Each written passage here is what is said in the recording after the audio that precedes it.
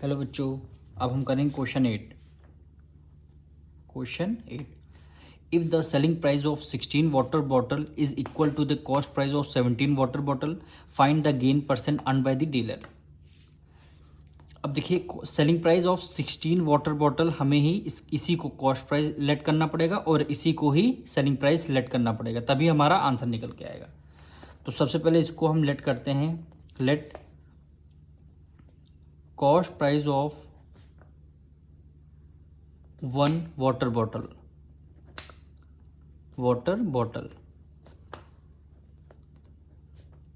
यानी यहाँ पे 16 वाटर बॉटल है, तो सबसे पहले हमने कॉस्ट प्राइस लेट किया है। Cost price of 1 water bottle की कितनी होगी? 1 रुपीज़। फिर लिखते हैं कॉस्ट प्राइस हमारे पास टोटल वाटर बॉटल है कितनी? 16 water bottle is equal to rupees. कितने रुपीज़? 16 रुपीज़। यानी 1 वाटर बॉटल की 1 रुपीज़ है, 16 वाटर बॉटल की 16 रुपीज़, क्योंकि हमारे पास 16 को ही लेट करना पड़ेगा। तो अब क्वेश्चन में गिवन है सेलिंग प्राइस। क्वेश्चन में क्या गिवन है? Selling price of 16 water bottle, 16 water bottle is equal to, कह रहा है is equal to the cost price of 17 water bottle. 17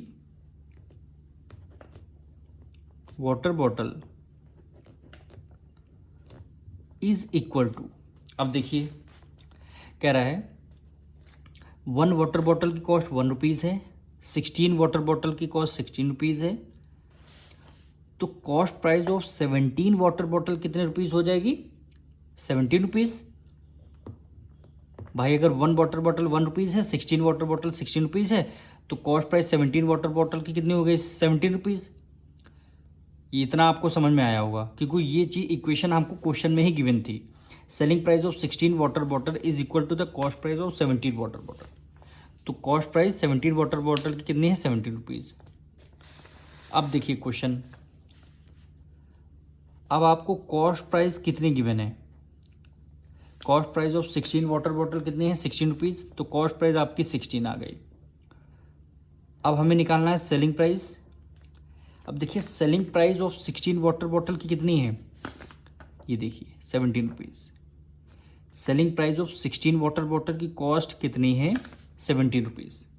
तो हमें क्या करना है? रुपीज़ 17 यहाँ पे लिख लेना है, क्योंकि selling price of 16 water bottle equal है किसके? Cost price of 17 water bottle. दोनों की कॉस्ट यानी कितनी होगी? 17 रुपीज़। तो वही हमने selling price of 16 water bottle की कॉस्ट कितनी होगी? 17 रुपीज़। बस इतना आपको ध्यान रखना है। अब देखिए यहाँ पे कॉस्ट प्राइस है, यहाँ पे सेलिंग प्राइस है। ज़्यादा कौन सा है? सेलिंग प्राइस है। तो आपको क्या हुआ? गेन हुआ होगा। तो गेन आप कैसे निकालेंगे?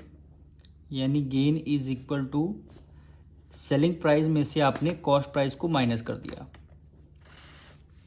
अब सेलिंग प्राइस आपका कितना है? 17 रुपीज़। कॉस्ट प्राइस कितना हो? 16 रुपीज़। 17 में से 16 माइनस करें, क्या आएगा? 1 रुपीज़। 1 रुपीज़ आएगा। अब गेन आ गया हमारा, तो गेन का हम परसेंट निकालेंगे, यानी गेन परसेंट। सबसे पहले न्यूमरेटर में क्या होता है? गेन।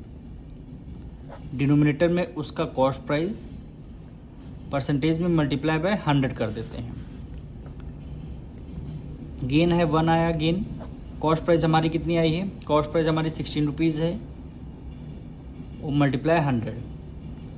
अब इसको आपको सॉल्व करना है, यानी इसको 100 को 6 से हम डिविजिबल देंगे, तो यानी 4 जा क्या होता है? 16।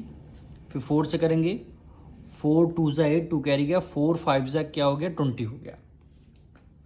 अब यहाँ 4 है, यहाँ 25 है, डिविजिबल नहीं होगा, तो क्या करना पड़ेगा हमें? न्यूमरेटर में 25 होगा और डिनोमिनेटर में 4 होगा, लगा देंगे परसेंट का साइन।